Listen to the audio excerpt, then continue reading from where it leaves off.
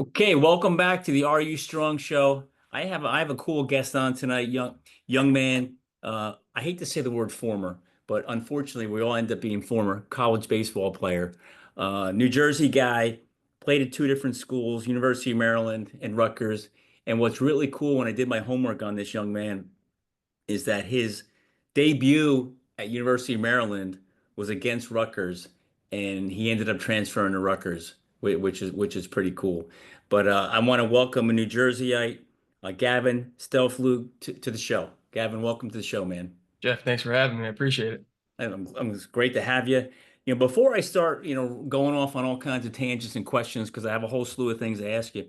Why don't you just tell the audience a little bit about yourself, where you're from, sports, and Sure. and we'll roll from there.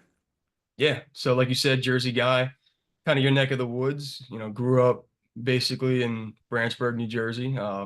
Somerville High School guy. Was a baseball player basically my whole life. Um, Picked it up out of nowhere. Just played t-ball and was pretty good. Grew really fast and just had a lot of friends playing baseball. Had a blast. And next thing you know, I'm playing baseball for the Diamond Jacks in Flemington and loving every second of it. Made lifelong friends, played there for almost 10 years and was just good enough to play college baseball. And I kind of just rode with it and had a great time playing at Somerville and committed to Maryland out of high school and loved it there. And like you said, made my debut versus Rutgers. Little did I know I transferred to Rutgers and enjoyed my time at Rutgers more than I could have ever imagined, especially if you would have asked me in high school if I would have went to Rutgers one and then loved it. I Yeah. would have told you no both times, but was blown away by my experience there and kind of leads me to have this conversation with you. Cool, great. Well, growing up, sports is a phenomenal thing for every young boy or girl, right? Yeah. So how did baseball become the premier sport for you? I would imagine you tried some other stuff too as well, but how did baseball become the cream of the crop for you?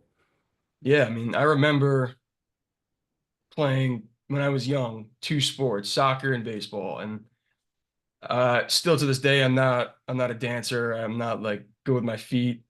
Don't really have a lot of rhythm. So soccer at the time didn't really come naturally. They stuck me on defense in the goal, and I thought that was pretty boring. So it's kind of funny that I picked what other people consider a boring sport and played baseball and just kind of was good. I remember distinctly playing t-ball and just sort of enjoying being around everybody and going to the field. But I remember what really piqued my interest was the Philadelphia Phillies being just a phenomenal baseball team when I was growing up. And my aunt and uncle, they live in Philadelphia. And I remember my aunt taking me to a Philly game later in August. I remember it might have been 2007, Yep. 2008. So when they were pretty Yep. good and just being obsessed from there on after and being a Phillies fan my whole life, say what you want about how they perform, but the love for baseball kind of just happened. But once it happened, it really never left me and it kind of grew into my own thing, which was awesome.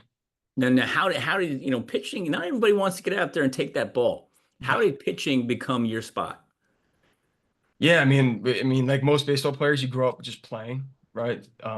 You do whatever the coach tells you, and they tell you to go play first base. You go. You hope they tell you to play shortstop, or and you hope they don't tell you to play catcher. But I just grew up playing wherever, and I had catcher's gear. I remember when I was 10 years old, and I think that year or maybe the next, I grew a lot, and I grew out of the catcher's gear, and that was the last time I bought it. So as my career kind of progressed and, I got to 11U, 12U, 13, 14, high school ball, you kind of just get selected. And basically I stopped hitting really.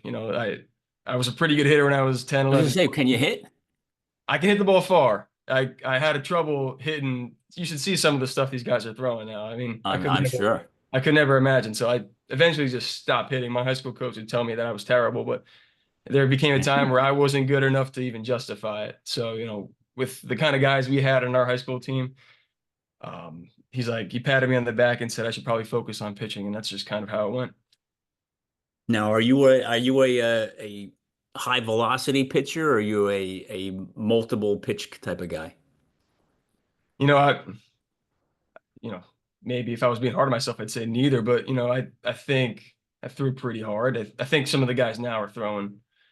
It's like They're throwing. everybody throws 100 now, almost. I wasn't throwing 100. I wasn't throwing 100. But Yeah, there was times where I was dialing it up harder than maybe average. But I would say around average. I think what I was more so was like a movement guy. Like the yeah, ball generally, I generally can make the ball move a lot. yeah, With that comes challenges, right? yeah, To anybody who doesn't watch baseball, you think about trying to throw a ball that moves a lot versus a ball that moves a little. But I think somewhere along that spectrum is me, yeah, and I think what the beauty of kind of being told to focus on pitching is like you start to from a younger age, you start to kind of like develop and figure out who you were. And I was pretty comfortable with the kind of pitcher I was by the time I yeah, got to college.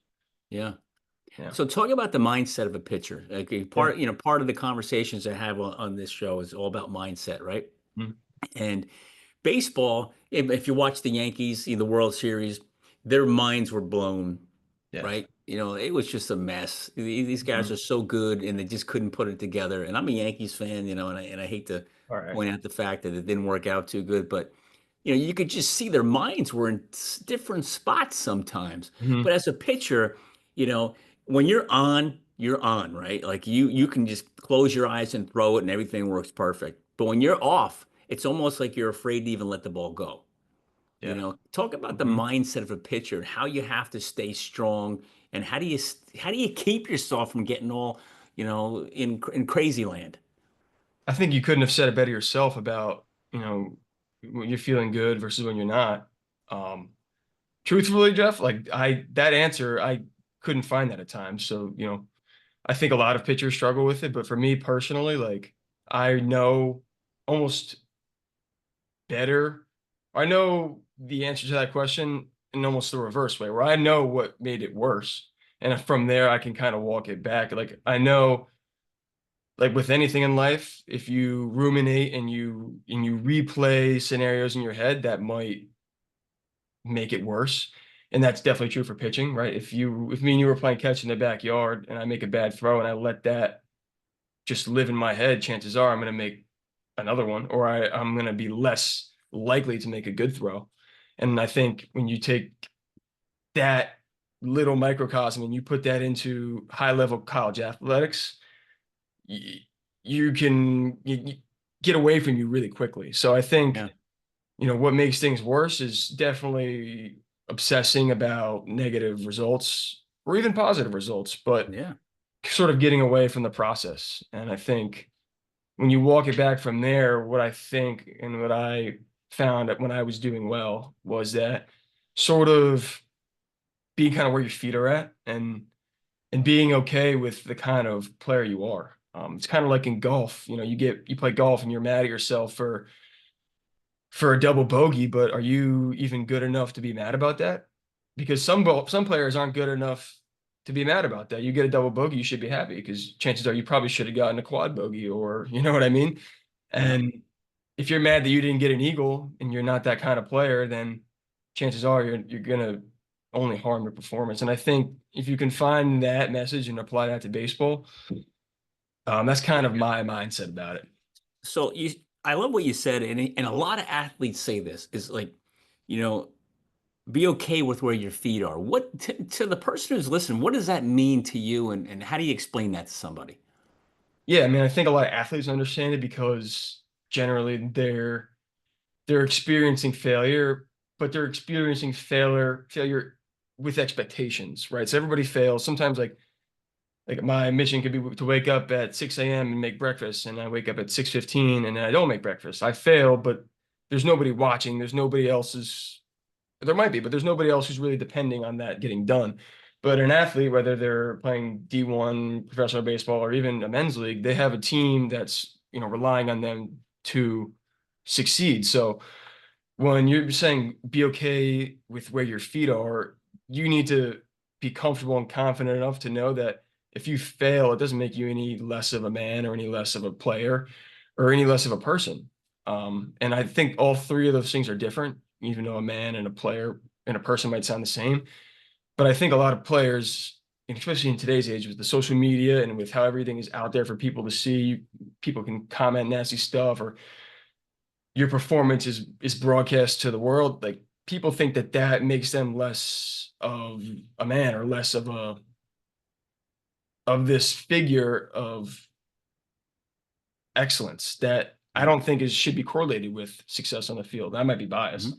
but I think you can apply that to stuff outside the field, and that's Yeah. why, yeah. Well, I mean, your role on the field is your role. It's not who you are. It's just Hmm. your role. And but the challenge, Gavin, a lot of guys have athletes, and we talk about their identity, right? Yeah. And when you're out there, you're playing, you got the uniform on, and you're playing at the level you were playing at. Your identity is everything, Hmm. And then when that identity is let's say changed or stripped away, it really Yeah. affects you mentally, Uh-huh. and it's tough for some guys to handle that. It is. It is, especially, and I like to preface that I played, power four now, I guess, but power five college baseball, but there's always a scale, there's always a step above and a step below. And I admire those guys who are, they're playing in front of 100,000, they're getting the job done. I also admire the guys that are getting the job done, they're playing at a small community college in the middle of Yeah. nowhere. Because Right. when you really boil it down, that expectation to succeed is the same. Um, but like you said, like people sometimes associate that role with their self-worth when, although it's easy to, right? I'm Yeah. not saying it's not easy to or hard to separate that, but they associate that, and sometimes they carry that for years and they don't even Yeah. realize Oh it. yeah. So, yeah, And I coined a phrase, and I think I say this on every single one of my shows, is athletes die twice. sure. Once when the game is over, when they're no longer playing, and either by their own choice or somebody tells them they can't play anymore, Hmm. that's their first death. And the problem with that is you got to live with it, Hmm. right? And some guys can't take that hat off, cleats off, glove off, helmet off, whatever. And then you go through life with that identity where people looked at you as a star athlete. When that game is over, it's almost like, okay, we don't need you anymore because you can't play the game, you can't raise money, you can't, you know what I mean? It's Yeah. over, and you Yeah. become almost useless in their mind, Hmm. and it really affects some guys. So let's talk about high school baseball, which is Sure. probably have some of your greatest memories of your life. And Yeah. you have a young life. How old are you now? 20 what? 4, 3, 22. 22? Hmm. God. So you're 22 years old, fresh out of college, right? But let's go back to high school baseball. Like prior to us getting on the show, we talked about you got a ring, state championship, which is great, Yeah. right? Hmm. And the recruiting process. Talk about that. How did you handle that? What kind of teams were chasing you? How did you make your decision? Were your parents involved with that? Like talk about that because so many young guys I've talked to or girls that are in other sports, they're like the recruiting process is so freaking stressful. You Yeah. know, Yeah. Talk about that. Man, that's a good question. So I always try to provide context. So I think the best way to describe it for me, and it has to do sort of with my upbringing, but like my parents they weren't life or death with sports, right? So I became able to be recruited. It wasn't like that was like my destiny since I was 10. You know what I mean? Yeah. Maybe they thought of it. I don't know actually, but so I kind of got to that age. I think I was a sophomore in high school. That was the year we actually won Group Three outright state championships. But regardless, I had a decent year, and my assistant coach. I'm not afraid to say this either. Maybe somebody would be, but my assistant coach, Steve Petrolio, he's now a scout for the Brewers. He worked at Diamond Nation. Diamond Nation has this New Jersey State All-Star game, basically, right, Yep. for the underclassmen, and they had the senior game. And somebody got hurt on whatever region we were in for the underclass games. And I guess whether or not I was the next name on that list or not, I ended up being there. And I remember him telling me before that game, because prior to that, I'd gotten reached out to by West Point, and like, Okay. which was cool. And like, I had an offer, but it's a little bit different there because they don't really have scholarships to worry about. Yep. And I didn't really see that for myself at the time. But he told me before that game, and he's like, listen, just go out there, and it's like whatever, right? And it was such a weird message because that's kind of like the way it was. Like it wasn't really like we even talked about it, but it was like that sort of like, don't worry about it too much mentality that I was kind of talking about a couple of minutes before.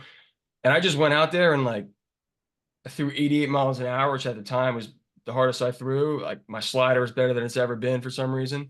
My arm was killing me, and I was like a kind of a different pitcher that day than I had been during the spring due to a couple of factors. And just all of a sudden, my stock went up. Like there's a ton of scouts there. Yep. And from that point, I think it might have been May. I forget when the high school season ends. Might have been May or June until September 2nd or 3rd is when I committed to Maryland. That's when everything happened basically. So it was a crazy summer. It was awesome. But a lot of mid-major schools loved me right off the bat. I had no Right. heat on me, but as that sort of built up, there was, the Marylands, the Pitts, never Rutgers at high school, which was interesting, but some of those schools started to creep in towards the end, but it was a lot of Yeah. those mid-major schools that, now with the NIL, the whole landscape I'm sure has changed, but Yeah. it kind of like was this like rapid ascent. And I love the coaches at Maryland. I still think they're all great people. And I was just like, you know what? This is for me. And I pulled the trigger on it, and that was that. So it was like a 3-month process. It was stressful, but I won't lie, it was a ton of fun.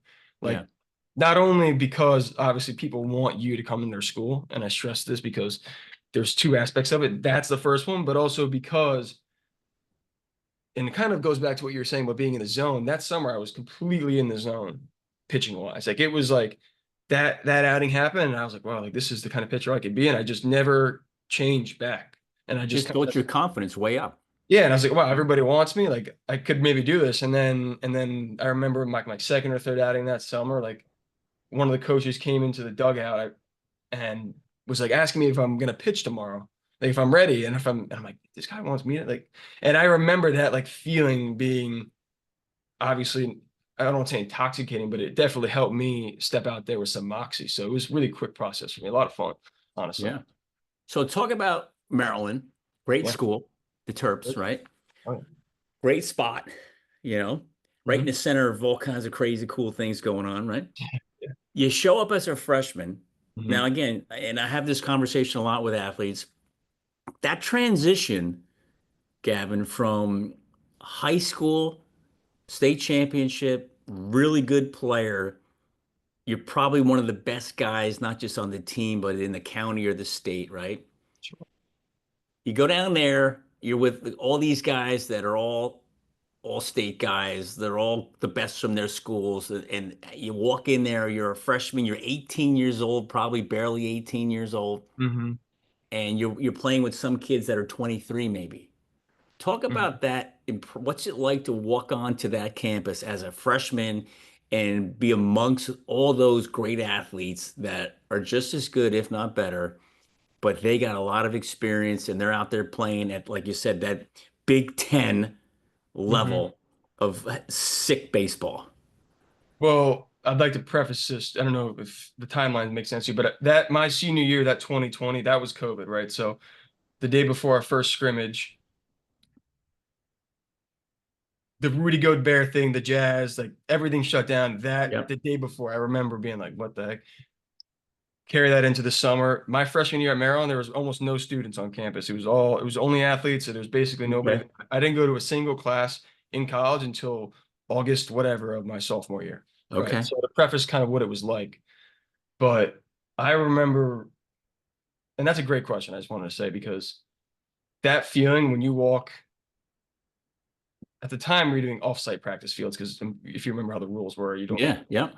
But I remember walking onto the field, and not only were the guys just as big, if there was a couple guys that were bigger, they know who they are, but they were just mature in ways that like I couldn't really even understand. It probably took me being maybe a year or two ago to understand how much more mature they were, like, and how much more experience in life that they have. Yeah. The difference between 18 and 22 is huge, It's right? huge. And then you might have a fifth year guy coming back who's 23, maybe even 24. That was Right? the first year because that fifth year whole, I mean, there was fifth years before, but that was everybody got that year back. So Yeah.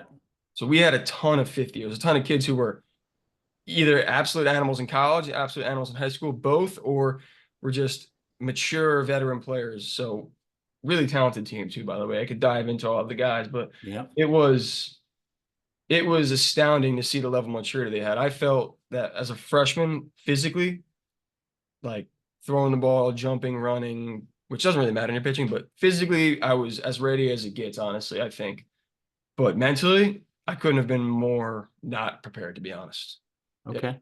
Yeah. Now, when you mean mentally you weren't prepared, talk about that because a lot of young guys want to hear like, what does that mean? And, everybody thinks physically because we spend probably 95% of your time working on your body, right? But maybe very little percent on your mind. But especially in pitching, your mind is probably more important than your body. Yeah. It's, I mean, I don't know. I won't say it's more important, but it pretty much, it might as well could be. I mean, you're not going to make the major leagues throwing 75, but Right. when you get to that level, that's what separates you. Yeah. Right. But like when you say like why, what does that mean? I think the best for me at least, actually, because it's actually very different for a lot of people. It comes in all different ways. But for me, like I had this false sense of confidence. I went in feeling super confident, or I thought I was super confident. And I kind of almost assumed that I would sort of tear it up or that it would be like that it would come somewhat easy. Cause I kind of had like another little velocity boost that summer going in there where it was like I was like 90, 93, and I was still pretty skinny at the time. I was like 210 pounds, and I was really strong for being 210. So, you know, 210 pounds of skinny? well, I'm 6'6". I was 6'6", so yeah. You're 6'6"? Holy smokes. Yeah, and we had a guy he just made his debut for the White Sox this year, Sean Burke. Shout out to him. He's like one of the better human beings, but also like pitchers I've ever seen in my life. Yeah. He was 6'7", 250. Wow. He Guys should are have like played football. monsters on the mound. Yeah, he should have played football, but that's what I'm saying. So like I had that sort of like expectation of like, wow, I mean, this is Yeah. I mean, I'm not that I'm gonna be the best player ever, but like it seems like it was all there for me. And when success didn't happen right away, it affected me, like kind of what I was saying a couple of minutes ago, it affected me way more than it should have. And once that happened, like I remember trying to be perfect from then on because I was like, I expected to be really good. It didn't happen. It affected me more than what actually was the issue is that then I tried to be perfect. Mm, That's when you get, especially in pitching, because it's one of those things where, there's some you got to let the ball go and then what comes out of your hand, whatever happens, happens. But I tried to be perfect. So that I think it's really important for me to be intentional about that, how that progresses. I had this high mm, expectation, was over affected by failure. And then because I didn't want that feeling to happen again, I was trying to be perfect in every situation. Like practice became try not to make a mistake. Scrimmages, try not to make a mistake. Simulated games, try not to make a mistake. Get in the game, try not to make a mistake, right? And when you live your life that way, it's not going to be good. But when you take that into sports, especially a sport where you're the man in the arena when you're on the mound, you got to feel as comfortable in your boots as anybody in any yeah. sport. Maybe quarterback should probably feel a little bit more comfortable. He's got a lot to go on. But when you're going out there on the mound, you're not comfortable in your boots, you're done for, in my opinion. And if you get it, and if you do well, then it's in spite of that. Right. Now, were you a starter or a reliever or both? In high school, starter. In college, a reliever for sure. Yeah, All right. yeah, Cool. So let's just before I get into the whole transfer thing, you yeah, know, just take, you got Maryland, you got Rutgers. Give me your most memorable, fun, exciting moment in each school. yeah. I mean, without a doubt, at Maryland was so we were really really good at Maryland. Like, and we had just as good players at Rutgers. I'm not saying that, but at Maryland, like we made a regional my sophomore year and my freshman year. I'm so sorry. My freshman year and my sophomore year.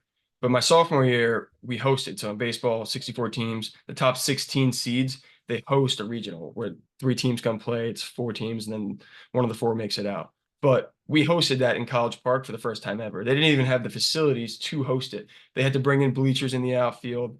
They had to bring in a press box. They had to bring in bathrooms, vendors for Yeah. food. They had to find, they'd made this happen for us, and we were the number 15 national seed. And we just had some unbelievable players. I mean, I couldn't say enough about how, first of all, good of people these players are, but how great they were at just getting the job done. And Yeah. I remember what it felt like to kind of jog out there and to be the man in the arena with those fans there, and then to see some players make big plays and to see the ball leave the yard and the crowd go crazy, like that to me is like it's burned in my mind. Yeah. And it's just something I can't describe, honestly. It's an Yeah. intoxicating feeling. Yeah. You can't describe it unless you're out there, right? No, I Yeah. mean it's The average guy doesn't get it. The no. person in the fan the fan in the stands doesn't have the same emotional attachment and view as like you said, the man in the arena, Yeah, you know? yeah. That is so cool. So how about at Rutgers? You go over there, what's the most memorable moment there? It sounds bad, and maybe I'll catch some heat for saying this, but my senior year we played, or I guess last year, we played Vanderbilt in a fall game, which like I They're still think is good. pretty cool. No, I mean they're the premier college baseball program in the past decade, 2 decades.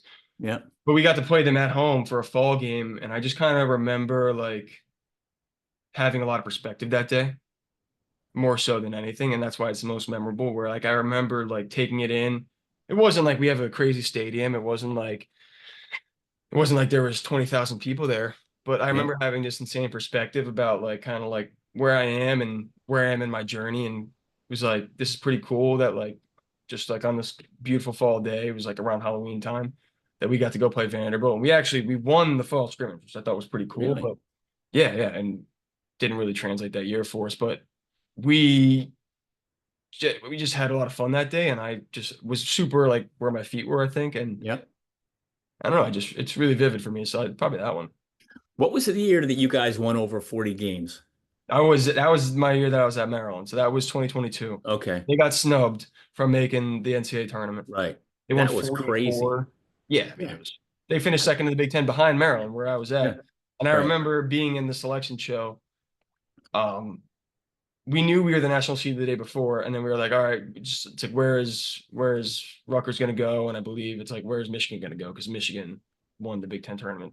Yeah. And I remember like two regionals left were like, because you can do the math and figure out like where, and it's like they're not going to make it. And I remember talking to the guys once I transferred over, like they were absolutely They were heartbroken. devastated. It was like a gut punch because I mean, yes, you expect to make it, but aside from that, there's a crop of kids who never played a baseball game again after they lost in the Big Ten tournament. Yeah.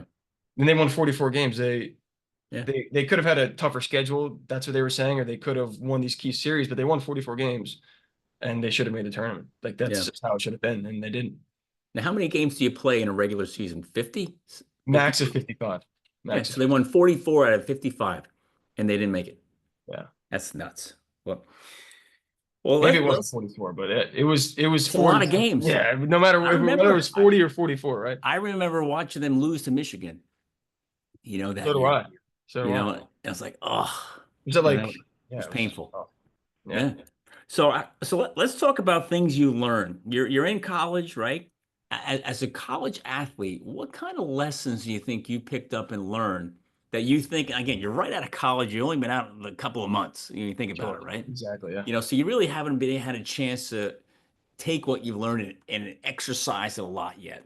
But what Mhm. kind of things did you pick up as an athlete do you think is going to transition into the real world life for you? I mean, I right off the bat is for sure just I remember my first time walking to a locker room in college, right? So I trying to walk my way to where I'm going with this. And like there's 35, 40, 45 guys in the locker room, and the spectrum of personalities is large. Like you see how many different kinds of people there are, and you see that they have different backgrounds, they come from different places. And I think one of the coolest things I learned from college is the ability to kind of like talk to and relate to people from different kinds of backgrounds and sort of kind of diversify, I guess, the kind of people you talk to and just like the different ways you can relate to somebody and how you build those relationships and kind of respect and like, you know, I remember, obviously there's the seniors, the people hear all these rumors about hazing and stuff like that. That doesn't happen, but you learn to respect and learn and listen from these people who who are applying to internships or who are going to maybe get drafted or who have been here for 4 years and have some sort of lesson to offer or are going through an injury, and you can learn how they're progressing through that. And you just sort of learn to respect and admire those people who kind of did it before you. And that applies to real life. Like you're gonna I'm gonna go get a job and I'm gonna learn from the people above me, like, or I'm going to uh look at my parents on any given day and ask them for advice and listen. And I'm gonna listen not with the intent to find what's wrong with what they're saying, but to try to pick up something that's valuable to me, right? I think that distinction is pretty important. And among other things, I think that is what sticks out the most. There's certainly a lot more, though. Certainly a lot more. Yeah, but that's huge.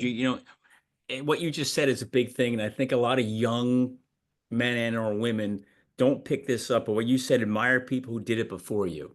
Sure. Have You to. know, learn from their experience, their successes and their failures. Yeah. But yeah, some guys, Gavin, they just come in with these egos. Like, I don't need to worry about that. Well, I don't need to listen to him. I don't need to listen to them.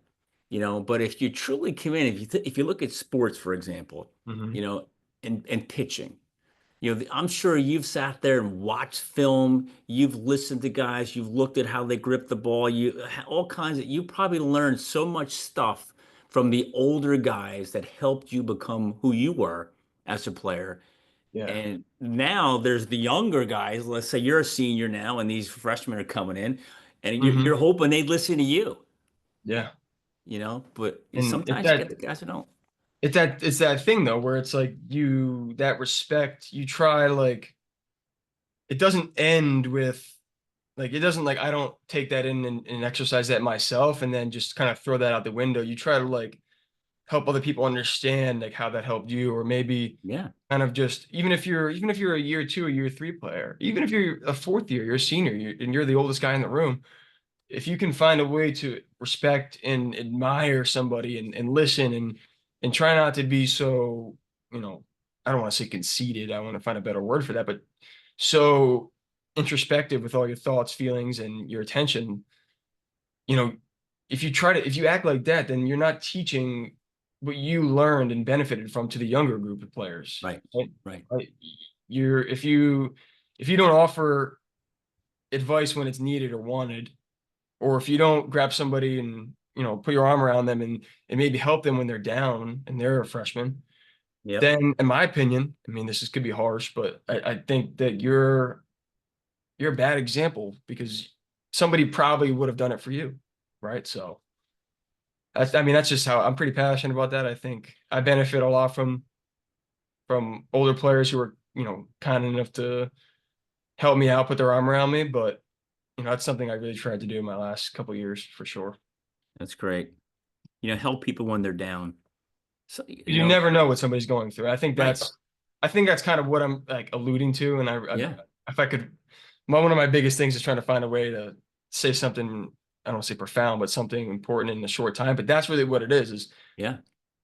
and all of this applies to how can I understand somebody better, right? You Yeah. don't know what somebody's going through, and you won't know until you make that effort. You won't know Yeah. until you're a good person to them. They might let you in, they might not, but you don't know, right? Yeah. So, You don't yeah, know until you try, exactly. right? Exactly. So you said before advice. All right. So now I'm going to lay the advice line on you. All right. Sure. What advice can you give? I'm a high school senior, right? Mm. Let's just say I'm a baseball guy.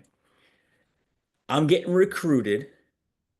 What advice can you give to the young high school senior who's in the middle of all that hype and hoopla and recruiting and playing and stress? What can you give them about the process of being recruited and what should they prepare themselves for, think about, and maybe do? That's a really good question. I think, and I like to preface this with, having the right people around you is going to be the key, because whether or not they know everything, I would say that comes right after this. But having people who are good people who have the right intentions for you, who are not going to send you to a place because it benefits them, or whatever it might be, having those people around you is paramount. But the advice to somebody in that age is to sort of really try to know yourself as best as you can, as best as you can. And that's super hard at 18. And I'd argue almost impossible, to be honest, Yeah. but is to try to figure more details, try to understand more details about yourself. And I want to really kind of stress that, because then you can sort of worry about, one, the technical aspect, which I'm going to touch on in a second, and two, sort of the emotional aspect. One, the technical being, okay, what school am I looking to go to, or what schools are recruiting me? Tangible stuff like, what's the education like? How much does it cost? How far is it from home? How good is their team? What kind of players do they recruit? What majors do they offer? Whatever it might be. Know that stuff. Know the technical stuff. Have it down pat. Like, I don't want you showing up to school and being shocked that it's a city school or something basic like that, or being like, oh, I want to be a business major and their business program stinks, or I don't know, that's a crazy thing to say, but know the technical stuff, because like that's actually the much easier. And once you understand the next thing, it makes all that knowledge, it makes it easy to make that decision. The second would be knowing yourself. Like, think about like yourself on the baseball field and on a daily basis. Like, do you get energy from being around people? Like, do you love like being with people? Do you like being by yourself? Do you really value one thing? Do you value, I think an easy thing to think about is, do you value like quote unquote outside noise? Like, some people want that, like they want that big school feeling because they want Yeah. that They want the motivates them. noise. It It's just they truly want the motivates them. noise. Yeah. Yes, it Yeah. truly motivates. Some people want to just be away, and they Yeah. want, like, they want to do all that stuff. And ask yourself, like, what am I ready for? Like, what am I Mm. like truly ready for? And I think a lot of kids want that big Power Five school, but with today's NIL and transfer portal world, like, colleges want high school guys that are ready for their program. They don't want guys who, I mean, they love guys that can develop. I'm not saying that's not true, but they want people that are ready for their program. So what does Yeah. that mean? What does it look like to be ready to play at LSU? It's a lot different than what it looks like to play at Ryder. Yeah. Ryder's a great program. If you know Yeah. anything about college baseball, Ryder's a tremendous program. I'm not Yeah. saying anything, but Or it, Montclair. It's like what's it like yeah, to play in Montclair, LSU? It's a big difference. it's a big difference. And it's not just about playing ability. It's about like personality. Like, are you going to fit in Baton Rouge? I don't know. Are you going to be okay like with 10,000 fans who will hate you if you give up a run? You have Right. to know yourself. Like, you might be ready for that in a year or two, but are you going to be ready for that at 18? Who knows? Y- And sort of like get a feel for how you relate to all these variables. And I think that's a lot of words for saying a simple thing, but it's important that you have all those bases covered, or Yeah. else you might make a mistake, and those coaches they're gonna cut ends with you if Right. you're not a fit, if obviously if you make a mistake or you get an infraction. But you just have to know that, are you ready to play at that school Yeah. come August? I think Yeah. that's paramount nowadays with the portal. Yeah, Yeah. I mean, you said before develop. I still think the colleges want their players to develop, 100%. but they want them to develop faster, No, right? you're absolutely Faster. right. Yeah. And or they want them to show up already somewhat developed and they can develop them a little bit further. A lot of coaches today, they don't want to bring them through the whole development. It's like show up somewhat developed and it'll develop you a little bit more, but develop faster. Yeah.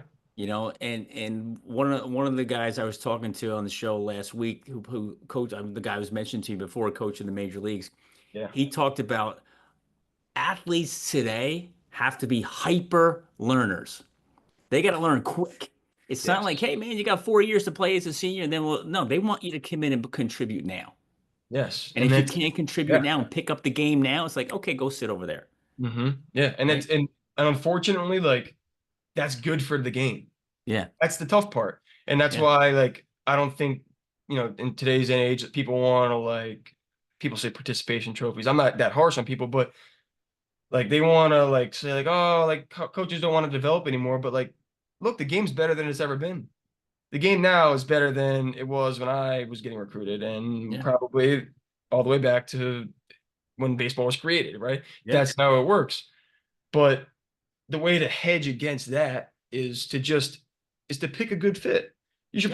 You should probably aim for the check down, the completion on first down. You might be at second and 5 instead of taking a sack and being at, second and Yeah. 15, right? Yeah. Yeah, the football mill, it's perfect. You're trying to get a first down, that being get the Pro Bowl, if that's what your Yeah. goal is, right?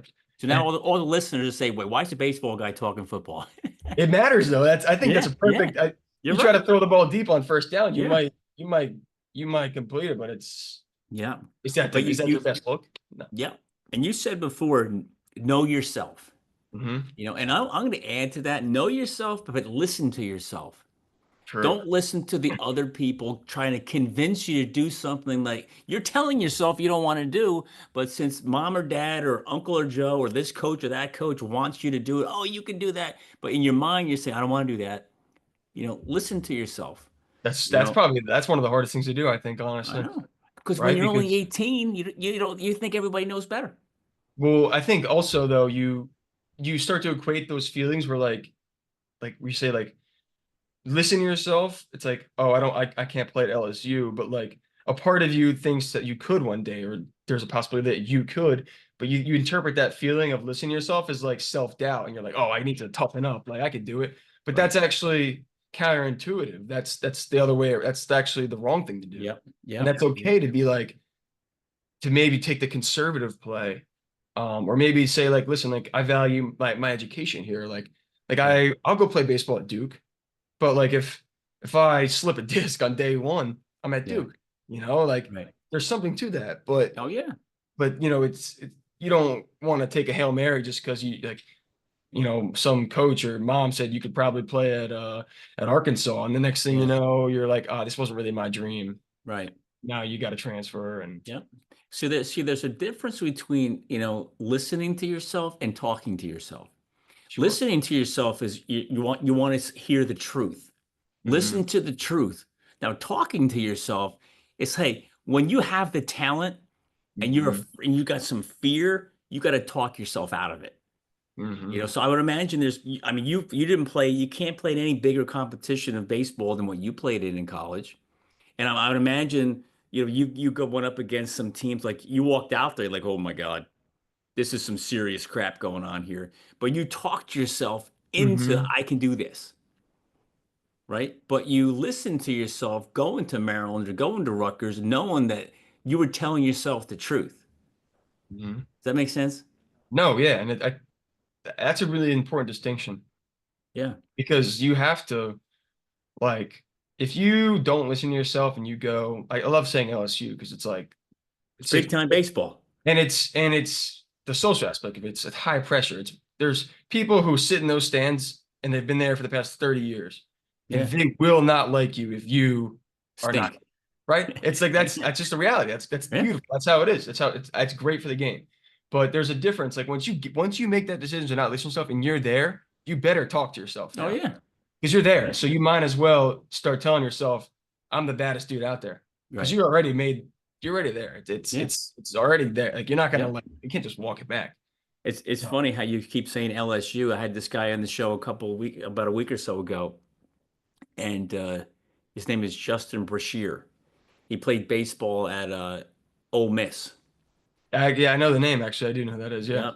That's And me on LinkedIn. he's a lawyer now, a sports lawyer, Mm-hmm. and he's like his whole life he wanted to play baseball at LSU because he's from Louisiana. Because Yeah. I just wanted to go, I wanted to play, wanted to play, but they didn't want him. I don't think. Ole Miss is no That's joke. yeah, Yeah, it's no yeah. joke. And he played 3 years in the minors afterwards, and Mm-hmm. then he became a lawyer. Okay, so how about this question? You know, what was or maybe you're still dealing with it, right? You've only been out of sports for a short time, Very short. and again, for everybody who's listening, it's a matter of months. It's not years, it's months since you've played your last college game, Yeah. right? What was going on in your mind? What were your biggest concerns about transitioning out of sports? Hey, listen, now you can go play in the men's league and it's not the same thing. You can go pick up, but it's not the same thing. Yeah. What was that transition like knowing, hey, this is my last game? Man, I mean, that last game, it's obviously like a gut-wrenching feeling, right? When, I think I had a good I prepared myself to be in the moment to try to like take it all in.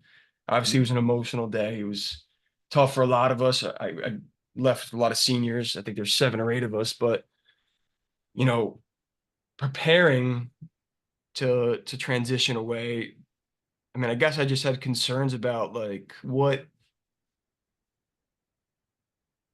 my life would look like on a daily basis. Like the lifestyle is just the lifestyle of, I mean, I don't want to get like this, but the lifestyle of like the average working American man is just a lot different than of a college athlete. College Oh yeah, athlete's tough. Like it's tough, but like when you are like that, it's pretty fun. Like I love like waking up, having class in the morning, going to practice forever, and then lifting after, and then going to class. I'm not saying I like going to the class, but that schedule, like having that middle of the day where I'm like just moving my body, having fun, hanging out with my friends, yeah, working out, lifting heavy weights. I thought that was awesome. It might have been physically hard, but like there's a gratifying aspect to that, and something about that way of life, that lifestyle, that routine feels good. And I knew that would be kind of a tough transition, and I guess I kind of even underestimated how tough that would be. So I mean, right off the bat, when I was done, I remember working out just felt weird yeah. because I mean, it's not like the way I worked out has transitioned a lot. Like with baseball, like there was a time where it was the basics, and then once I kind of like thought I mastered the basics, I tried to really overcomplicate it the way I worked out, and then it kind of ebbed and flowed. But towards the end, I was just kind of working out in a traditional way, and I thought there'd be no issue, just kind of like continue what I'm doing. And it really was like, what am I even doing this for, right? Like Yes. There's no purpose behind it. I remember like working out, and when you're playing, you're like, oh, like this will make me throw harder, like the things you tell yourself to Yeah, like finish a set or something. But then yeah, it's like, what's making you front squat right at Gold's Gym? Like, it's yeah. just, you start to think like, should I just go What do am I like, doing this for? yeah, should I just Yeah, do curls? Like, and yeah. like that was definitely something I didn't think would be as hard as it is, but So, it's so, too soon to so say. have you learned anything from that transition that you didn't know about yourself? Yeah, I mean, I for sure learned how I valued being around like-minded people, to be Mm, honest. That I don't like saying, obviously, I like being around a team. I think that would be an obvious statement, but I realized that what makes being around the team good, and I guess this wouldn't apply if you really don't like your team, says nobody ever, but um, that those people, like, they're similar to you in a way that's a little bit deeper than you realize. Like, they not only do they play the same sport, they might, if you go to Rutgers, they all grew up, they grew up 100 Central, Bridgewater. They might have grown up in Staten Island, or they might have grown up in South Jersey, but they grew up in an area near you. But they're similar in a deeper way. They're similar, like they might have the same sort of struggles, or they might have the same sort of thing that bothers them, on a personal level, or they have just become so close to you. They become your best friend in a way that like, your family. yeah, and like you Yeah, go you go make friends at work, or you see them after, and it's you don't have that same sort of fun you had in the locker room or hang around in your apartment or your house after, right. right? So that's definitely been the hardest part. But what I've learned from that is that you got to make time for those people, and you got to Yeah, make time for the physical aspect of yourself working out, and you got to make time for the competition aspect of yourself that you're not getting if you just wake up, go to work, come home, right? Like, I mean, I'm sure you can compete and work in within that realm, but I'm talking like competing with your body, with your mind, with some sort of stakes. Like for me, like I've picked up golf. I don't want to say that I'm good at golf, but I'm better than I thought I am, which makes me want to keep playing. And then now I realize like, hey, like when I show up to the tee, like when I'm with my friends, it's a lot of fun. And I'm sure they'll, if they see this, they'll probably laugh that I'm talking about it this seriously. But like I genuinely enjoy like kind of sort of like competing against myself in a yeah, physical way, and then competing against my friends, and whether it's for money or for not, or if it's just for glory, like that's yeah, something that you don't have without or after sports unless you give yourself that. yeah. Now, did you play golf prior to playing now? So you're fresh out of the box playing golf. Baseball swing, yeah, slice. Do you know the name Xavier Marcoux? No. He played golf at Rutgers. and he was on the show a couple weeks ago, and he's trying to play professionally now. And talk about up here, the mental side of things. I can only imagine. Oh my God, it's crazy. Because I So know, how? like, I can't. I would love to talk to somebody like that and just you can hear the gymnastics that they're battling. Oh, he got into the whole mental thing. He has a mental coach. He's got a strength coach. He's got all kinds of things going on. And I asked him, I said, "What's it like to be at a 25-foot putt, bending over and getting ready to take that shot? What are you thinking at that time?" When you're like you're out there, like I'd be like, "Don't miss it, don't miss it, don't miss it." Yeah, And he says his mental coach helps him try to block all that stuff out. No different than you're on the mound. You're a reliever. They bring you in bases loaded, no outs. Like what are you telling yourself? F It's it, like, F it. holy That's smokes. at least for me and with a lot of the guys who are a lot better than me who are getting paid to do this now who will F it. You know what I Yeah, mean? I don't obviously keep it PG, but like it's that yeah, sort of like what am I gonna do? Right? yeah, I'm in a pile of poo or I'm in a terrible situation yeah, or I'm in a good situation, but like yeah. F it, like here we go. It's like here's my stuff. Have you ever been brought in with bases loaded and no outs? Yeah, I mean, they probably didn't go well. If I honestly don't remember the specifics, but that's at that Ugh. point you're just right. You're just like, Let's go.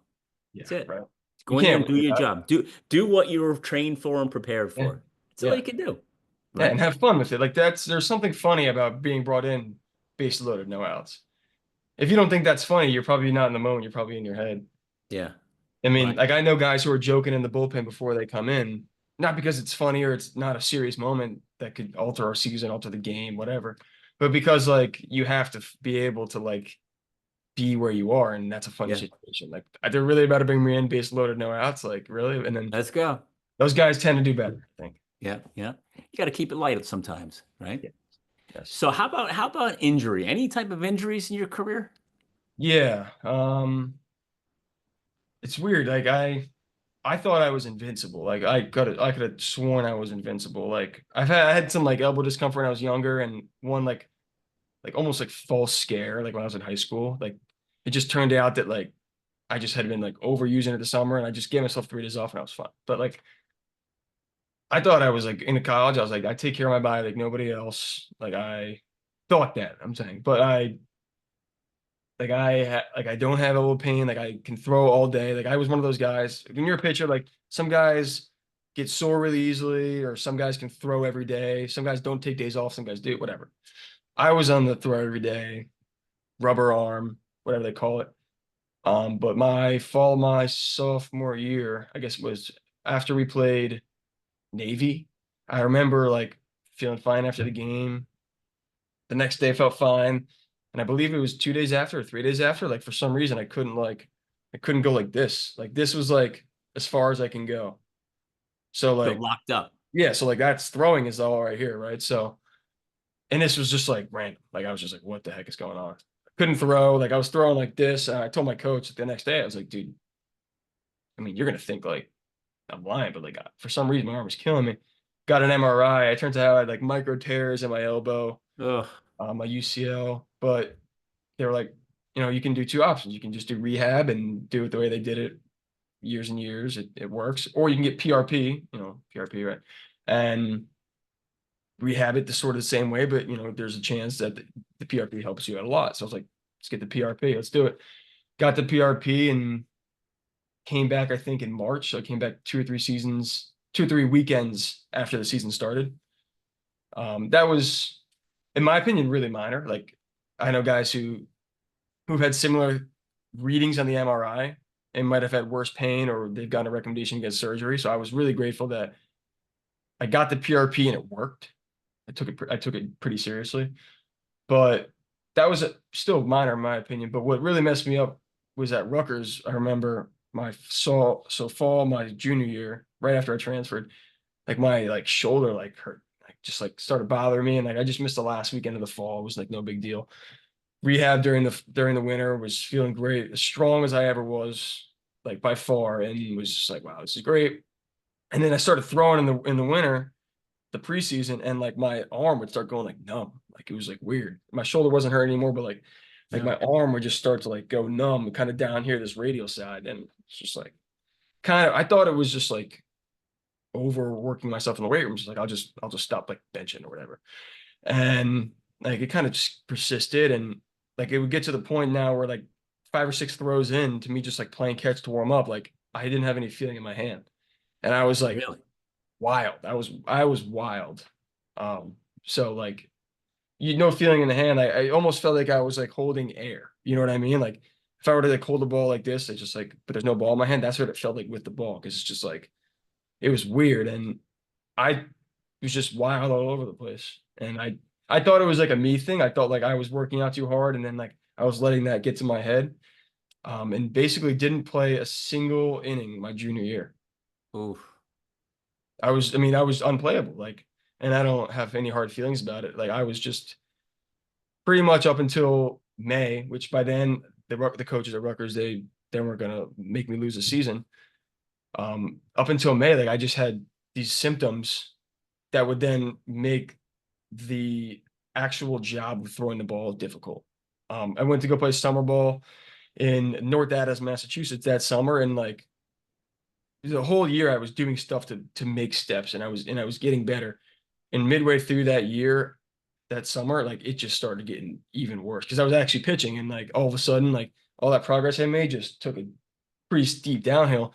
And I got back to campus in the fall, and our trainer Adam Pallone, he's a very smart guy, knows, and he was like, something is going on. Like this is like we've ruled out labrum tear, rotator cuff, and ended up through weeks, took a couple weeks, but I had TOS, thoracic outlet syndrome. So that's What's bas that? so basically there's vascular and there's basically nerve TOS. Vascular meaning the blood is not getting to your Yep. hand or it's not getting down your arm, or nerve is nerve. So I had the nerve thing where it's like I'm losing feeling, it's going numb, I have tingling, I have Yeah. pain.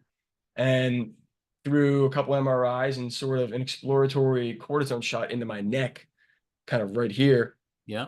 they found out that my scalenes, so basically your scalenes are the muscles in your neck, and they're supposed to split up here. Mine split kind of low, and it was just kind of like just pinching Yep. this nerve that kind of was impacting me. And they gave me a Botox shot in I think late October, and I kid you not, 3 days later, I was like back up to like 93, 94. I was like, Wow. I gave him a hug. I was like, are you serious? Like this whole time I've been thinking like it's a problem with me, and like Yeah. now I can sleep at night, my hand doesn't go numb, or I can play catch, and like I'm not like I would walk off the mound like this because it's like, dude, what is going on? Yeah. So that was like a journey. That taught me a lot about like just like what are you gonna do? There was times where I was like, is this even worth playing? Right? Right. Where you wake up in the morning and like the one thing that I do, the only thing that I do that's related to athletics, realistically, when you boil it down, is throw a baseball. Yeah. Obviously, I lift and run and do all these other things for Right. my body. I But your eat job well, is throwing a baseball. and I couldn't do that. I was basically Yeah. defensive. So it was like, not an identity crisis, but it might as well have been, right? Yeah. Like, I'm still a baseball player on the team, but it was like I'm like a shell of a baseball player. I'm like a misfit toy, that Christmas Yeah. movie, Island of the Misfit Toys. I felt Yeah. like the baseball player who can't throw, and then with time and not giving up, I would like to think, honestly, I found the answer. And the answer was medicine, but the answer was also like not just conceding that I was broken and I was done, which happens. And I was fortunate enough, honestly. Like I know plenty of guys with TOS. I'll say this right now. I've known a couple personally that dealt with it. One just had it honestly worse than I did, where it's like it looked like his arm was gonna like literally come out. It hurt so bad. And another one had it vascularly, which I would argue is very worse because you have the danger of blood clots, right? Yeah. So for me to be able to come out on the other side of that and be able to do a pull up now and be able to like I can golf and feel good. I can go in the backyard and play catch. Um, because of the treatment, the training, the medicine, and the diligence that my trainer put into me, somebody who wasn't a star player, wasn't somebody who was top of the line rotation. I'm grateful for that. And it Yeah. taught me more about being a good human being, being humble and being somebody that's, willing to have empathy about a player that might be struggling or a guy's not finding the zone as a freshman. I don't want to name names. He knows who he is. He's a great kid last year, spiking the ball, throwing it everywhere. Kid's just he's not going to make it here at this level. He's going to have to find somewhere else. Turns out he needed Tommy John. He was playing Oh, dirt. He was hiding it. He felt ashamed about maybe sharing that, or maybe he didn't. I don't want to speak for him, but there was some sort of physical thing that was inhibiting his ability to play well. And the old me, I'm afraid, I'm not sure, I'm afraid would have been like, kid's just not good. But going through yeah, what I did, like I have empathy. And like, there's no way yeah, that's the kind of he didn't get here playing like that, right? So right. Gavin, that's one of the biggest you lessons I just, learned. yeah, yeah, and you just hit that so much on the head about you talked about your teammate. He hit it, and a lot of athletes, let's not use anything in a negative way, but they hide their injuries or they don't talk about them for fear of I'm not going to get out there and play. If I tell them maybe this is something I can fix on my own, but if I tell them maybe I can't play, if I tell them maybe I'll lose my spot, if I tell them, the fear of telling someone, it's not really about the fear of fixing the injury. It's a fear of not playing by telling them. Yeah. And it's a fear of, again, I would honestly throw it out there, and maybe I'm wrong, and this is maybe just kind of like the way I am, but or maybe it's the fear of like, am I lying? Is it a real injury? Or Yeah. do like I know some people who would or have saw a player says he's hurt, he's not playing well at all, and it's like that player is exaggerating his injury. And solely because of the experience that I have, I tend to say like I just tend to err on the side of that player. So I'm sure there are players who exaggerate injuries Yeah. to, to defend bad play. Yeah. But because of what I did, like the doctors said I was fine. It's like, Gavin, you don't have a torn rotator cuff. You don't have a torn labrum. Your elbow's fine. Like your trap's fine. Your scap's fine. Your rhomboid's fine. And every single muscle's fine in your shoulder. There's no like breaks. There's nothing. So It's all it in your head. must be, Yeah. that's not what somebody said to me, but Makes you know that that's the thought process. Yeah, and you start thinking that Because way. that's my thought process. So if I'm thinking it, you must, right? Yeah, Right? Because yeah, it's got to be me. I stink. yeah, But then you learn that there is something wrong. I'm not crazy, right? yeah. It's just hard to balance that. It's hard to, like you What? said, to share that sometimes, I think. Yeah. What? Explain to everybody what a relief that was when you found out what the problem was. Man, it wasn't a one day thing. Like I'll be honest, like I was a bit of, and it's just kind of the reason why, like the way a person I am, I obsess about things. Like once all the data came out about pitching, I obsessed about data. Once, whatever, so like once I was starting to, I was obsessive about like what the heck is going on, right? So like I knew the kids with TOS. I didn't think that was me because that one kid, it was so bad where it's like he never played catch. I could throw the ball, but then it would progress to being bad. This other kid had blood clots, and it showed up in his arm. I mean, these people know who they are, but for me, like I started to think that it could be me. But once I found that out, it's just so the audience knows, and so it's one of those injuries where you have to rule it out, right? So like you get an MRI and you see you have a torn UCL, that's not ruling it out, it's confirming. It's a confirming injury. Tear your ACL, labrum, break your neck. But this one, there's no way to tell that it's TOS because there's not one definition for it. You have to rule out everything else. So like as the time went on, it's like, okay, well, my rotator cuff is fine. That was the first thing. Labrum's okay. Um, Whatever. And then I started to think maybe it's just TOS. But once I found out, honestly, the answer is once I found out that I could get a fix, like I said, I got that exploratory cortisone shot in my Yeah. neck, and it works not as well as Botox. It's a little bit different, but I saw relief. All of a sudden, like I'm not benching 35-pound dumbbells anymore.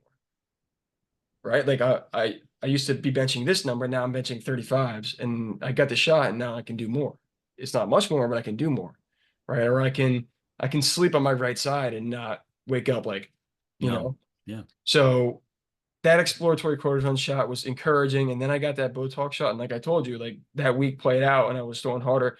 It literally felt like it changed my entire, honest, not say life, but like at the time it really did, because it was It, like, it it changed the belief in yourself. because I didn't play the year before. I was having a pretty good fall, but it was like I could only pitch once a week for 1 inning because my arm hurt so bad, which is, I just honestly forgot about that, but I could only pitch once a week, once per 1 inning. And I kind of progressed to just saying, like, they were like, listen, you got to pitch more than 1 inning once per week. So I would Yeah. pitch during the midweek too. I pitch once on the weekend, once on like Tuesday during the fall, during the Yeah. off season. And I was like struggling to get by. And like I remember just being like the days where I didn't actually pitch, like I barely would throw. I would just like flip it over there because I don't want to waste my bullets. I don't Yeah. want to live in pain 5 days a week or 6 days a week. I want to live in pain 2 days a week.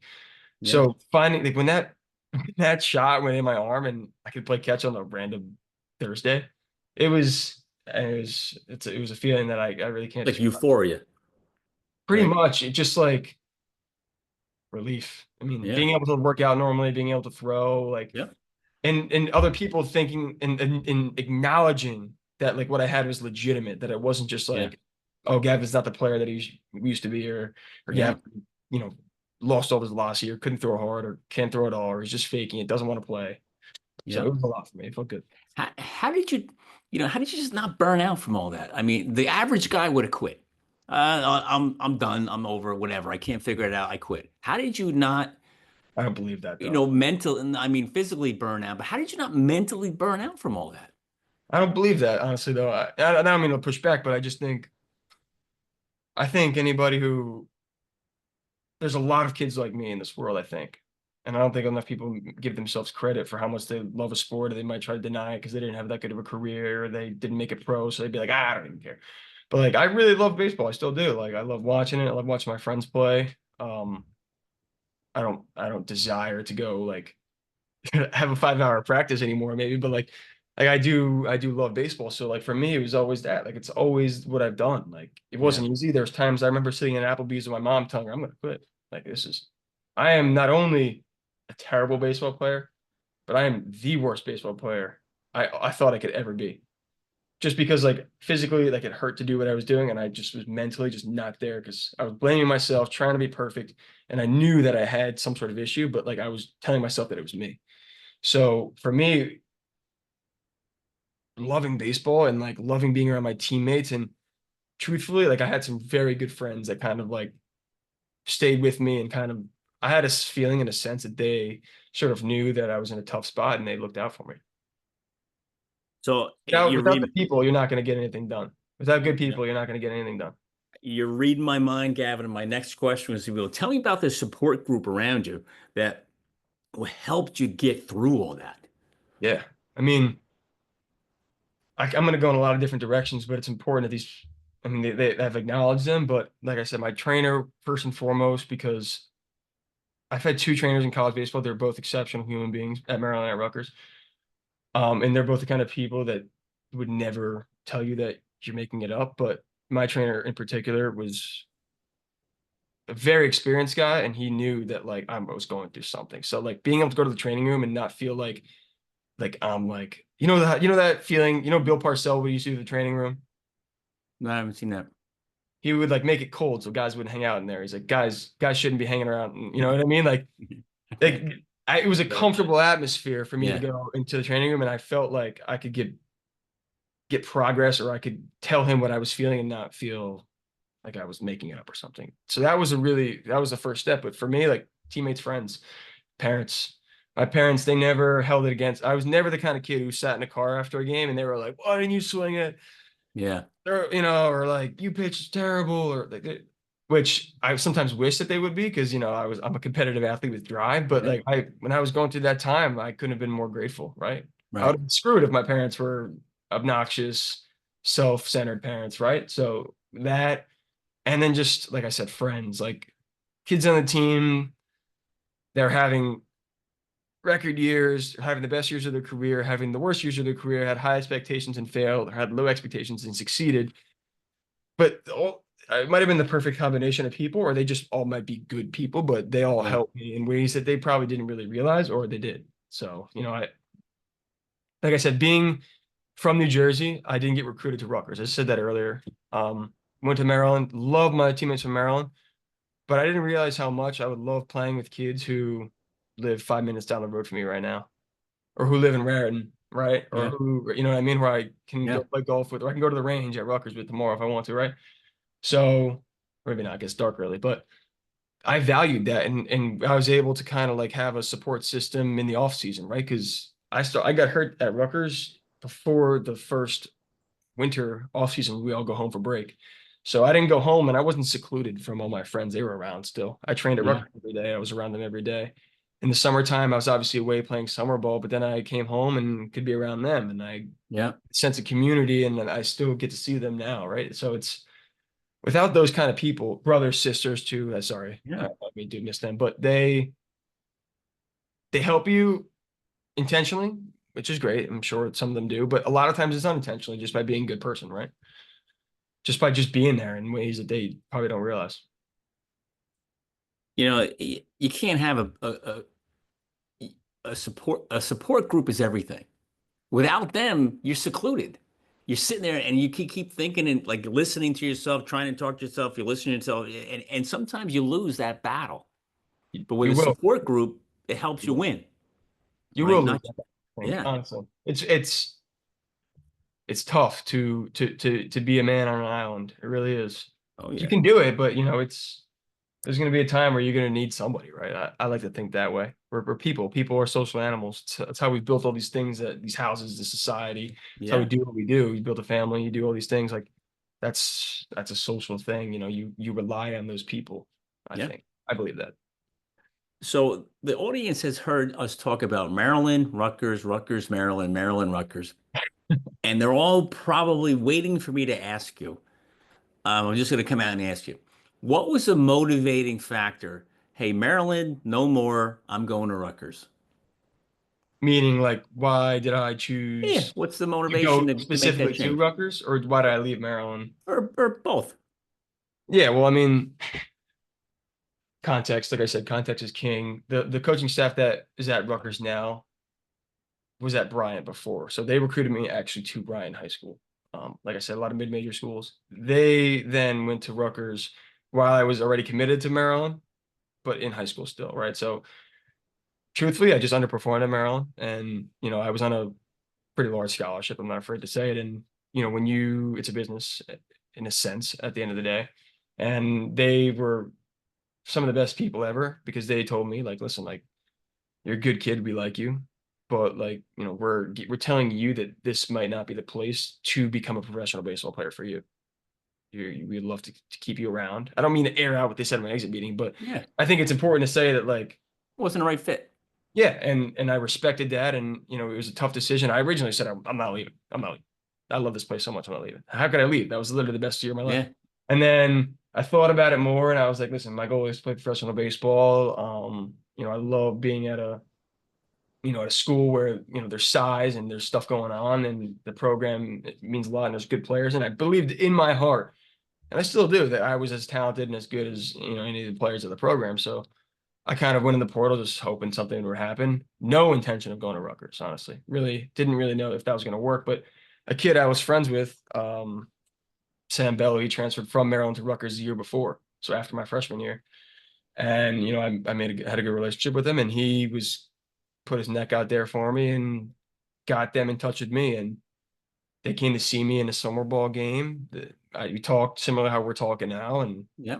it my Coach Monahan, was pitching coach, was, he saw something in me, right? So he just was like, let's do it. Let's make it happen. And Yeah. as soon as I figured out that it would be because they came off that record season. So as soon as I came off of that, as soon as I got that impression that it was possible, I started being like, yeah, I mean, this is a perfect fit. Like, obviously jumping from, we play each other every single year, right? So it's, in a sense, we're rivals, like, but it's a lot of kids from Jersey go to Maryland, and Yeah. nobody from Maryland goes to Rutgers. Let's just make that clear. But I made that jump not to, like, in spite of them, but honestly because I couldn't think of a better fit. I live 20 minutes away from Rutgers. Yeah.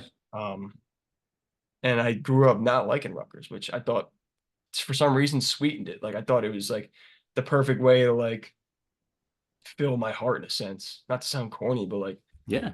and It's it like the did, it perfect really did. storm. Being at home, like playing, it sweetened it. Like, if I would have gone and played at X school or Y school, I don't know if I would have had the same passion as I do for Rutgers because I had so much passion for Maryland. Like it would have been tough to like, oh, just some random school I have passion for. Yeah. Like, but like now it's like I come back to Rutgers and it's like, oh, this is home. Like it was easy for Yeah. me to off the bat day one be like, I'm in. Like, you know what I Yeah. mean? And I think that made me a good locker room guy and a good teammate for sure. And you can always go back real quick. It's right down the street practically. Yeah, it Right? is. Well, that's the thing. Like, it's nice to like be connected to your alma mater in that way, Yeah. right? And it's super nice, honestly, to have a social network, right? To have connections that you build that are local to the area you want to be in. And that's something I didn't realize until, and I think maybe to a high school, it's another key piece of advice. Like go to a college with the intention of obviously staying there for 4 years or 3 or whatever till you get drafted, but of staying there, of course. But go to a college in an area you want to maybe be in. Like if you don't want to be in the deep South, don't be surprised when you go to school in the deep South for 4 years and then you get recruited to a job in a similar area or like Yeah. or all your friends are from down there and now you're going to move away from all your friends. Don't be surprised. Like that's just going to Yeah. happen. Unless they It's a all get tough recruited. transition. But I went to a school and I wasn't thinking about it necessarily at the time, even though I sort of was. I went to Rutgers where I three of my teammates last year live within 10 minutes of me. Two of them within five, and like 10 of them within 30 minutes. Probably more. I'm probably forgetting some guys. They probably all live within 30 minutes, to be honest. Like that's That's powerful. awesome. That's powerful. I played against them in high school. Like it was familiar, it was comfortable, but it makes sense. It's logical. It's where I want to be, and I love it. And Can't they'll all be in your wedding party. weddings these days are too expensive, Jeff. I don't know. Maybe might need to do a destination wedding if you know what I Oh mean, my God. That's more expensive for the people going. Yeah, that is true. That is You know true. what I mean? True. Trust me, I'm in the midst of working on a wedding with my oldest daughter's getting married in April. And it's not cheap. Congrats. Thanks. It's not cheap, man. You know. Oh, especially here. Oh, it's crazy. Totally crazy. Yeah. So, looking back, is there anything you would have done differently, Mm, in your journey? man, differently. I mean, no, no. All right. The butterfly effect, right? That concept, right? You change. Like I dropped this pen on the floor, but what if I didn't? Like, what something drastic happens, right? But Yeah. I would have said I could have, if I were to give advice to somebody else who's coincidentally has the same name as me, is gonna go through it and gonna live their own life. I would give them all the advice in the world. But for me, like I can't imagine to think how much different this moment in time would look for me if I made some sort of change. I'm Yeah. happy with where I'm at now, and I think it's easy to say like, yeah, like take steroids in high school. Or not saying I would have, but like take Yeah. steroids in high school, get juiced and go pro or like whatever. I'm just saying. But for me, like if you have those regrets, you won't feel good where you are now. And I think my life's pretty good. Like I got it Yeah. great right now. And I think that's why I try to, like we were talking about earlier, give advice, give perspective, be a leader, or Yeah. I don't like being it sounds cheesy to me, but be like a role model when needed to somebody. That allows me to like unload some of those maybe quote unquote regrets I would have or things I would do differently. Or I can look at a guy in his freshman year where he was a stud pitcher. The kid I'm thinking of, I love the kid, stud pitcher in high school, and he's struggling. And I can literally tell him like, listen, I was you, and I can like help him kind of hedge against what's going on and Yeah. change what's happening. That to me is more powerful than changing stuff. Like I've made some Yeah. crazy friends. I've had a lot of fun, a lot of great times, days, nights, weeks, games, practices. And to say like I would change that's tough. But to help somebody else maybe make the next month of their baseball career better, the next 3 years, I think that's more powerful. So what advice can you give a college player about preparing in their mind they want to play in the major leagues, right? What advice Okay. can you give to them to help prepare them for that journey if it happens and if it doesn't? Mhm. See, one quick interjection really quick. Imagine if you had like one of those guys who sits in the podcast and can look stuff up for us, because I would ask you to look up how many players have ever played in the MLB. Because I think whatever that number is, I don't really care what the exact number is, but just say it's, Millions don't. yeah, no, that's what I'm saying, right? So Yeah. be okay with that. Because Yeah. I know the best players are okay with like the fact that it's very unlikely.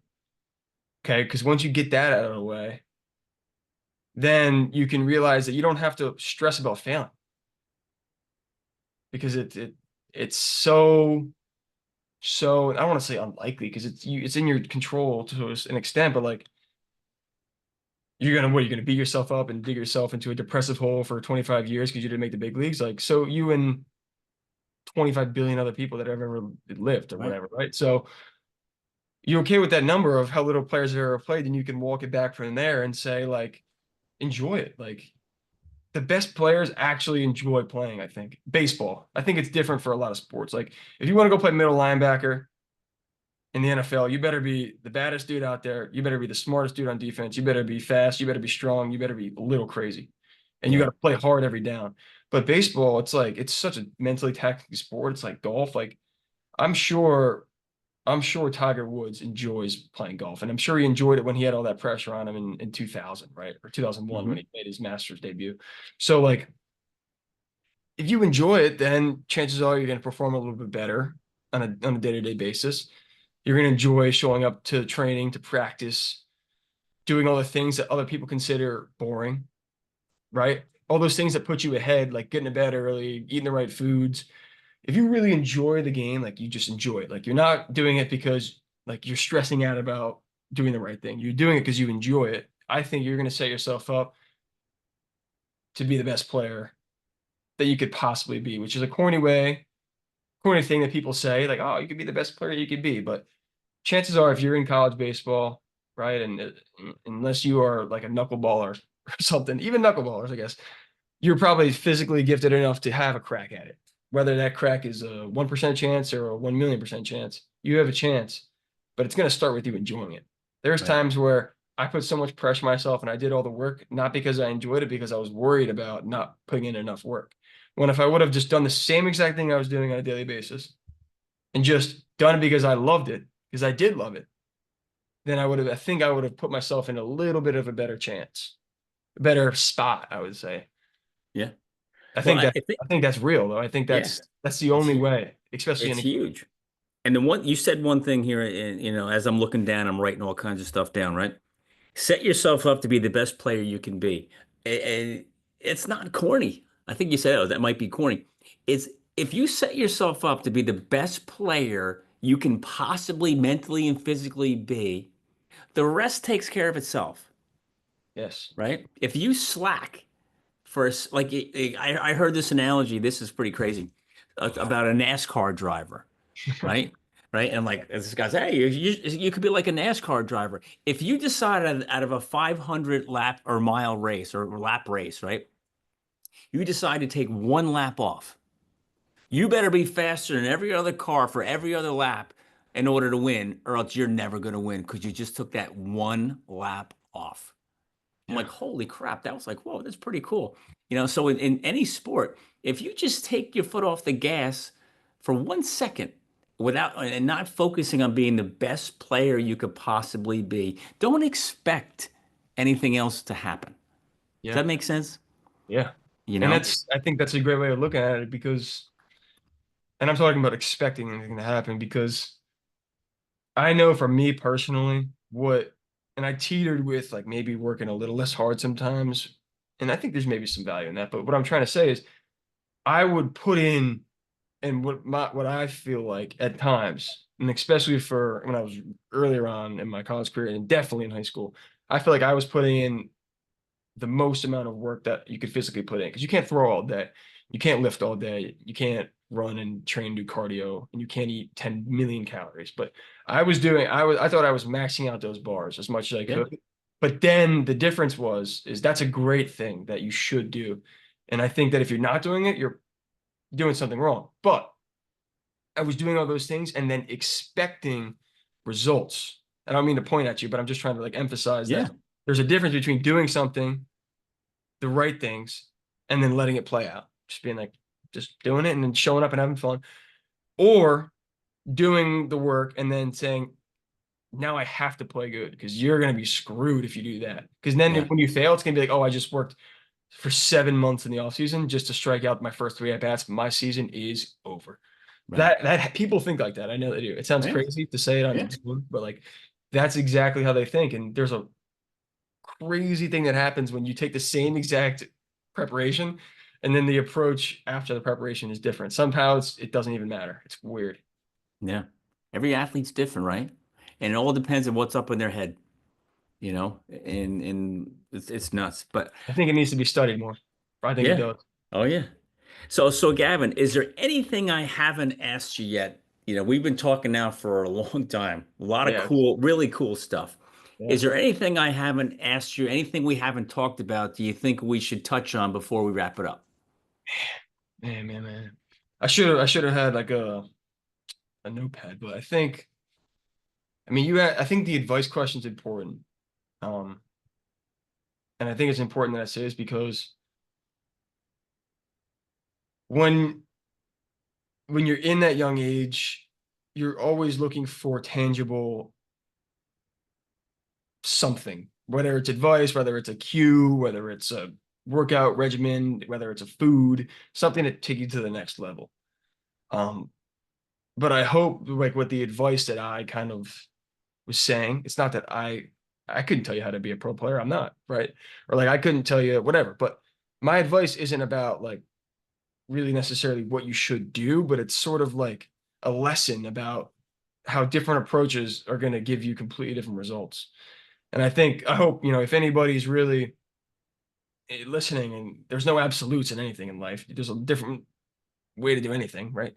Every snowflake's different. I guess I remember hearing that as a kid, but it's really true where somebody can only squat and be a successful football player. I don't know, I'm just making a random example. Or some guy can only run and be a successful football player, right? They can train two different ways. That is not really what matters, I think, when you boil it down. It's the way that those guys approach the game. And I hope that that's what people kind of walk away with. Yeah, that's awesome. And approach is everything. But hey, what you just said there, man, that's a great way to wrap it up. There's no absolutes. No, There's no absolutes. You just gotta go with it. And you know but how many guys also, I've seen just show up and yeah, they eat Skittles yeah, and okay, they go to bed at 3 a.m. and they are the best player on the field day in, day out. yeah, They're a leader. They're somebody you look up to. They carry the stress of the team when they win and when they lose. yeah, But it's because they approach the game the right way. They're like they show up, have fun, they play for the right reasons. They don't play yeah, for the coach, they don't play for their parents in the stands, they play for themselves because they love it. yeah, So you can eat Skittles. I mean, you should obviously he should probably eat a ribeye maybe, or maybe you should have some ground turkey, but the way he approaches the game is what makes him great. yeah. And everything else is important, but lesser. Yeah, but no absolutes. That's an awesome way to wrap it up. Well, Yeah. Gavin, listen, man, this has been a true pleasure having you on. No, Unbelievable story. I shouldn't say unbelievable. I hate saying unbelievable. It's a believable story. You I know? think I like that too. Yeah, it's a Very believable. believable story that, the stuff you overcame, it's if it wasn't for your, like you said, your coach, your trainer helping you diagnose that problem, who knows what would have happened? You know what I mean? Yeah. But Yeah. I appreciate the fact that you're willing to come on here and share that story with people. Oh, yeah. And there's going to be a lot of baseball guys listening. And you know what's going to happen right now? So hopefully there's a baseball guy out there right now listening to this who hears what you just said about that thing in your neck and stuff, and they say, "Oh, that might be me." That's me. Yeah. Yeah, you know what I mean? I'm sure they will. Yeah. You may have just saved some kid's career. I hope I do, honestly, because you know, uh, yeah. I have no words because Yeah. that would mean a lot, honestly, to me. It That really would be would. so cool. That would be so cool. I Well, think you have a great listen, thing going on. You do. yeah. Well, listen, man, thanks for being on the show. Really appreciate it. We're gonna have you back, and we'll talk more baseball and are you a Phillies fan? Yeah. Oh Yeah. boy. Okay. Yeah. Well, Well, no. maybe, hey, the Yankees didn't play much better this year anyway, even though they got there. They're just the first loser. Well, they'll be a loser if they lose Soto, so hopefully they get to keep Yeah, him. I don't know. We'll see. But Yeah. let's get you back on soon. Thank you, Jeff. Thank you. I really appreciate it. You got it.